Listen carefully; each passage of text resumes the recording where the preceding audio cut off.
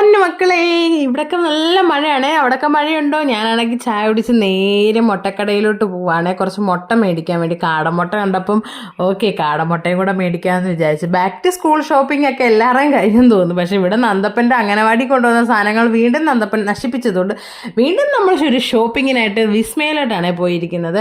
അവിടെ ചെന്ന് ബാഗൊക്കെ നോക്കി. ബാഗ് ഈ സ്ലേറ്റ് അവൾ ഒടിച്ച് കളഞ്ഞു, ബാഗ് വലിച്ചു കീറി, അങ്ങനെയുള്ള പരിപാടിയെല്ലാം അവളുടെ കയ്യിലിരിക്കുന്നത് കൊണ്ട് നമ്മൾ വീണ്ടും ബാഗ്, ഇത്തരം വേറൊരു മോഡൽ ബാഗാണ് ഞാൻ ആദ്യം എടുത്തത്. അതുകൊണ്ട് എനിക്ക് ഇതെടുക്കണമെന്ന് വലിയ താല്പര്യമില്ല.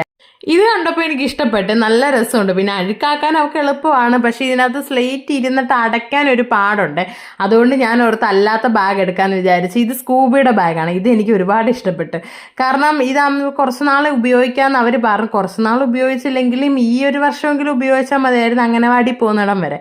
അത് കഴിഞ്ഞപ്പോൾ ദാണ്ട വാച്ച് നോക്കി. വാച്ച് എനിക്ക് ഒരുപാട് ഇഷ്ടപ്പെട്ടു കേട്ടോ. ഞാനൊരു വാച്ചും എൻ്റെ കൂട്ടത്തിൽ എടുത്താൽ. എല്ലാം മേടിച്ചപ്പോഴത്തേക്കും നമുക്ക് ഗിഫ്റ്റായിട്ട് ഈ സാധനം കിട്ടി. ഇതാണെങ്കിൽ നന്ദപ്പന് കളിക്കാനും കൂടെ പറ്റുമല്ലോ. അങ്ങനെ അതെല്ലാം മേടിച്ച് ഞാൻ ഇറങ്ങിയപ്പോഴാണ് നന്ദപ്പന് 2-3 പാൻറ് വീട്ടിൽ ഇടാനും കൂടെ മേടിക്കുക. അതെടുക്കാൻ ഞാനങ്ങ് വിട്ടുപോയി. ആ പകരം നാണ്ട ഞാൻ എടുത്ത പാൻറ് കാണിക്കും. ഈ 2-3 പാൻറ്റാണ് ഞാൻ എടുത്തത്. അതെല്ലാം മേടിച്ചുകൊണ്ട് ചെല്ലുമ്പോൾ നന്ദു എന്നോട് പറഞ്ഞ് ഇങ്ങനെ എന്തെങ്കിലുമൊക്കെ ഈ സർപ്രൈസ് സെറ്റപ്പ് കൊടുക്കുമ്പോൾ അവർക്ക് ഭയങ്കര ഇഷ്ടമാണ്.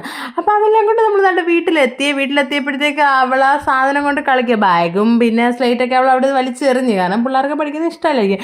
അപ്പോൾ ഇത്രയുള്ള വീഡിയോ, നമ്മുടെ വീഡിയോ ഇഷ്ടപ്പെട്ട ലൈക്ക് ചെയ്യാനും സബ്സ്ക്രൈബ് ചെയ്യാനും കമൻറ്റ് ചെയ്യാനും മറക്കരുത്. അപ്പം ബൈ.